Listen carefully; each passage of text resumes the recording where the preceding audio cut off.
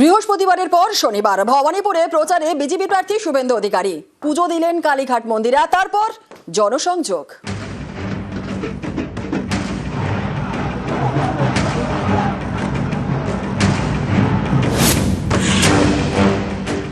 মানুষ পরিবর্তনের পক্ষে, প্রত্যাবর্তনের পক্ষে নয়।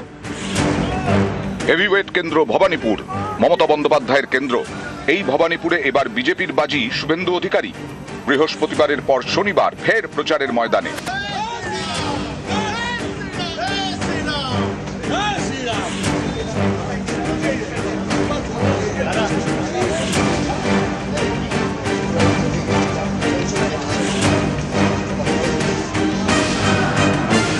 এদিন কালীঘাট মন্দিরে পুজো দেন শুভেন্দু অধিকারী।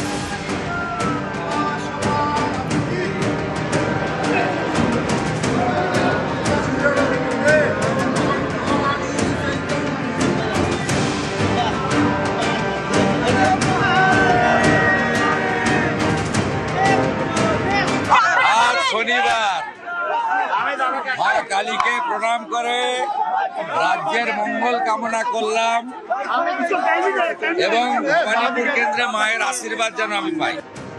কালীঘাট মন্দিরের কাছেই নকুলেশ্বর মন্দির এবং জগন্নাথ মন্দির, এই দুই মন্দিরেই পুজো দেন বিজেপি প্রার্থী।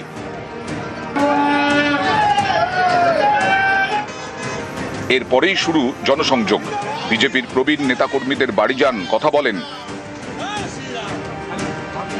কর্নেল সব্যসাচী বাগচির বাড়িতেও যান।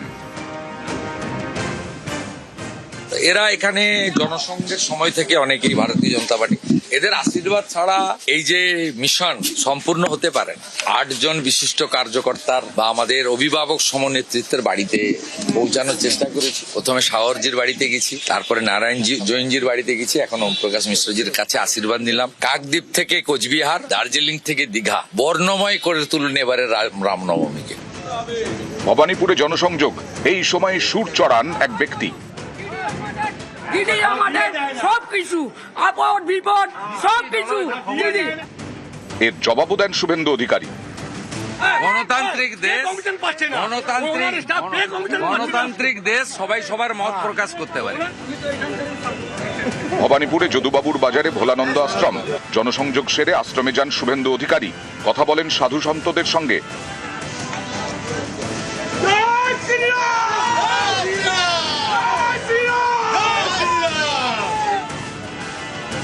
নিউজ 18 বাংলা।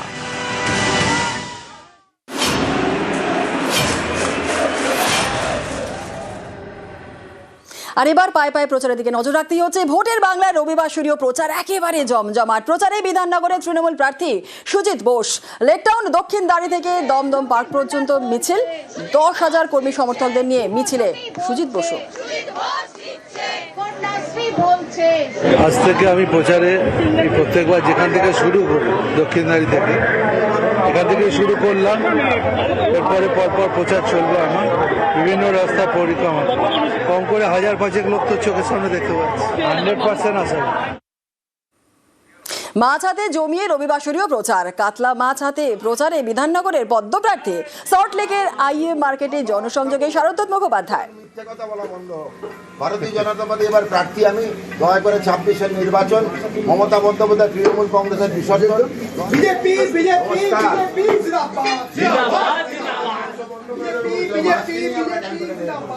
বার্তা দিচ্ছি যে কথাটা মিথ্যাচার চলছে, মাছ ভাত বন্ধ করে দেবে, মাংস ভাত বন্ধ করে দেবে, তার বার্তাটাই দিচ্ছি। তো সুতরাং বাঙালি যদি থাকে, বাঙালি সংস্কার এবং সংস্কৃতির সঙ্গেই থাকবে। এই মিথ্যাচারটা দয়া করে তৃণমূল কংগ্রেস বন্ধ করুক। আজকে বিধাননগরের অচল অবস্থা, অব্যবস্থার বিরুদ্ধে আমরা লড়ছি। প্রশাসনিক স্বচ্ছতা আনার পক্ষে আমরা লড়ছি। এখানে রাস্তাঘাট, পানীয় জল সবেতে অচল অবস্থায় দাঁড়িয়েছে। সেইগুলো যদি আমরা পাওয়ারে আসি, সেগুলো প্রত্যেকটা ঠিক লাইনে চলবে। হেসেলে ঢুকে ভোটের প্রচার। ভোটারের রুটিও বেলে দিলেন তৃণমূল প্রার্থী। প্রচারে চমক পরশুরার তৃণমূল প্রার্থী।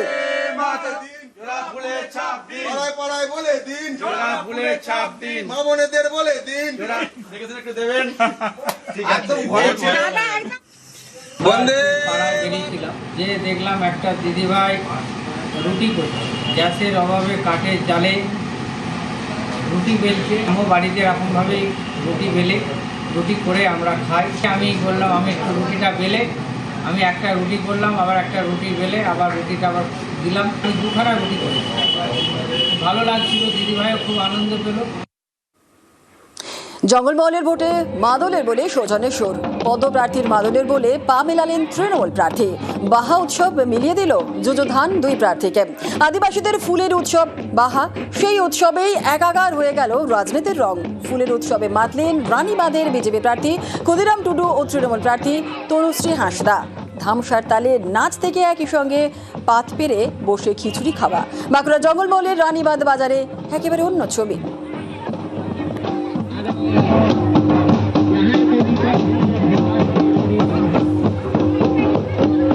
আজকে শারুল পুজো ছিল গ্রাম থানে, তো সেই বাহা উৎসবে সামিল হতে আমি এসেছি।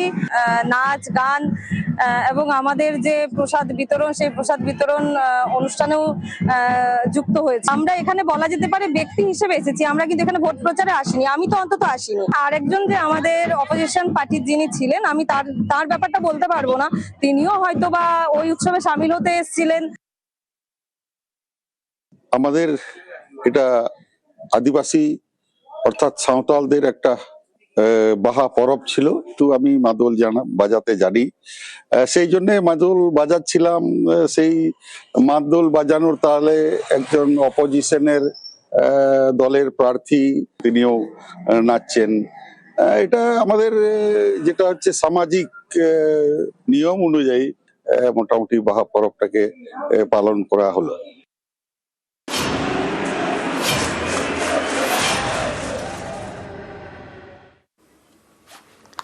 প্রার্থীর ফুল বদলের পর এবার পার্টি অফিসেরও ফুল বদল। বাঁকুড়ার কোতলপুরে ফুল বদল পার্টি অফিসের।